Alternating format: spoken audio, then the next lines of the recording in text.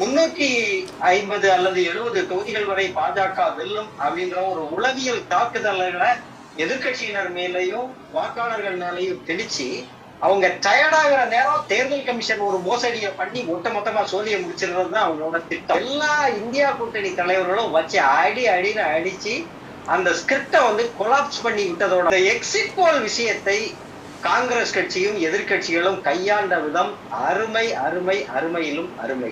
ஒரு ஆளுங்கட்சி மேல் மக்களுக்கு அதிருப்தி இருக்கும்னு சொல்லுவாங்க. ஆனா இங்க மாறாக தமிழ்நாட்டில் பாத்தீங்கன்னா ஒரு செல்வாக்கு கூடியிருக்கு. ஒரு 6 மாசம் கூட ஆகல கர்நாடகத்துல அவ்வளவு பெரிய அதிருப்தியை காங்கிரஸ் அங்க உண்டாக்கி இருக்குது. குடும்ப சண்டைக்குள்ளார காங்கிரஸ் உள்ள பூந்து என்ன பண்ணிருக்கிறாங்க, தங்கச்சிக்கு தலைவர் பதவி அவங்க குடும்பத்துக்குள்ள இருக்கிற அவங்க கட்சி செல்வாக்க உடைச்சு என்ன ஆயிப்போச்சு, ஒய்எஸ்ஆருக்கு போக வேண்டிய ஓட்டுகள்ல பலதை காங்கிரஸ் மடைமாற்றி காங்கிரஸும் படுதோல்வி அடைகிற மாதிரியும் இந்த கட்சியும் படுதோல்வி அடைவதற்கு அது ஒரு முக்கிய காரணமா இருக்குது சந்திரபாபு நாயுடு வெற்றியில.